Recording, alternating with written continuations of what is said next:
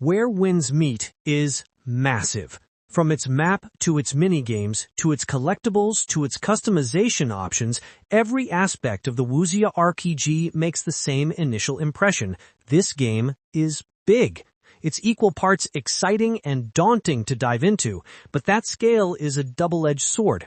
There's a lot of fun to be had in Where Winds Meet, but in attempting to do everything, it struggles to feel like a complete, cohesive experience.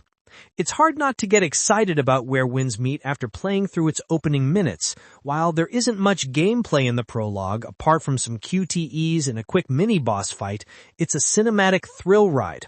The music swells, and the world opens up to show off Where Winds Meet's ridiculous graphics, making the playable cutscene feel like something straight out of Crouching Tiger, Hidden Dragon, or House of Flying Daggers. It's a jaw-dropping few minutes, but unfortunately, the game's excess holds it back more than it elevates. Where Winds Meet excels in its visuals and combat. Right off the bat, Where Winds Meet is a feast for the senses. There are plenty of games with impressively realistic visuals, but not all of them take full advantage of what modern technology allows. Everstone Studios did not let that opportunity slip. The game's world isn't just immense, but it's full of variety. There are tranquil streams, thundering waterfalls, bamboo forests, snowy mountains, bustling cities, and serene countryside villages, all beautiful in their own way, and all showing off Where Winds Meet's graphical capabilities in myriad ways. As pretty as Where Winds Meet is to look at, small technical issues do break the illusion at times. Characters' mouths often don't move as they speak, and many idle animations seem a little unnatural and outdated. Objects will often clip through others too, especially anything on the player character, which is understandable considering just how many customization options there are. The game is free to play, so Where Winds Meet offers exclusive cosmetics through pre-order bundles and other paid unlockables, meaning there are way too many clothing items and accessories for devs to individually program to interact realistically. That's understandable, and it's not much of a problem, but small quirks like these do interfere with an otherwise breathtaking visual experience. While idle and dialogue animations may leave something to be desired, combat movement is the exact opposite. Everstone teamed up with award-winning fight choreographer Stephen Tung Wai for the game's martial arts, and that first-hand expertise shows. Motions are fluid and varied, with each move and fighting style having its own stances and rhythm, all combining to make fights look as spectacular as they feel to play. The combat in Where Winds Meet is undoubtedly its strongest feature. It combines several of the hallmarks of other open-world games with great combat, like Ghost of Tsushima's parrying and dodging, and Marvel Spider-Man's fast-paced brawls with multiple opponents. Controls are precise, enemies are tough without being too brutal, and there are plenty of ways you can go about each situation. Players can mix and match several different weapon types, including swords, spears, fans, umbrellas, and rope darts, each favoring a different playstyle.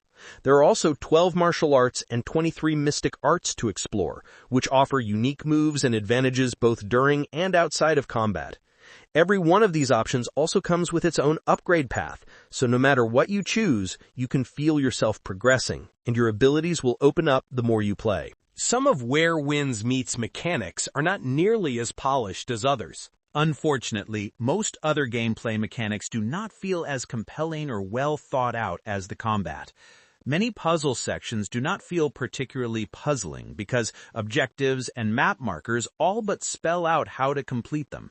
This is most prevalent in the first few hours, and some later puzzles do require more thought from the player, but it remains a prominent and disappointing trend, especially with many side quests falling into the same boat. Similarly, players can see exactly how to obtain or craft an item just by looking at it in their inventory. The same goes for unlockable combat skills. While some may find the feature handy, and Where Winds Meet caters to individual playstyles by offering multiple ways to obtain everything, the hand-holding removes the satisfaction of completing challenges. There's less motivation to explore or experiment when the game tells you exactly where to go and what to do. It's a shame because the world of Where Winds Meet is so vast and rich that it could have landed among the best exploration adventure games if it had left more room for creativity and discovery. There are multiple difficulty options in single-player mode, and you can choose how much map and HUD information you see. However, even choosing the hardest difficulty and least busy UI doesn't stop the game from over-directing and over-explaining. Thankfully, there is so much to do and see in the game that there are still opportunities to discover things and experiment. But Where Winds Meet never pushes or encourages players to do so. Likewise, the in-game economy feels a little too friendly. Whereas games like Hollow Knight's Silksong may feel too stingy with in-game currency, Where Winds Meet hands out too much. There are multiple types of collectibles to spend on various unlockable cosmetics, skills, and items, but it's hard to appreciate the variety when you get plenty of everything at every turn. Natural resources are not scarce, and the game showers currency and experience on players for the smallest of tasks, even petting a cat. On the upside, this does remove any annoying grinding requirements, but on the other hand, it means unlocking new things doesn't feel as special. Where Winds Meet's massive scale ultimately holds itself back. Overall, Where Winds Meet's most impressive and noticeable asset is also its undoing.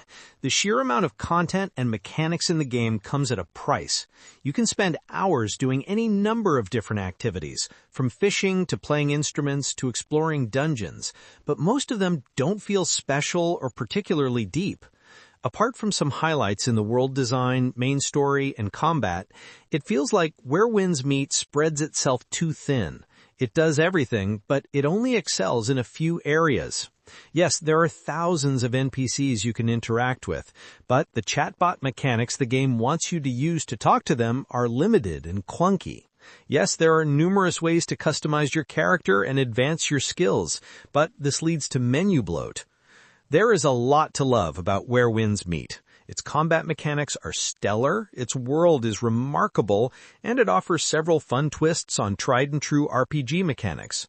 You have to pass challenges to prove that you've progressed to continue leveling up, which means you can't cheese your way through. The sect system is an engaging and lore-rich take on the character backgrounds many games have, as you must abide by a sect's rules, and the in-game rewards and penalties that tie into them are much more complex than the usual system. But these gems can get skmeketa amid everything else. It's not surprising that Where Winds Meet drew millions of players after its initial release in China. Almost anyone can find something they enjoy in it, and there's enough there to sink hours into. But as a jack of all trades and master of none, it won't likely be many people's favorite.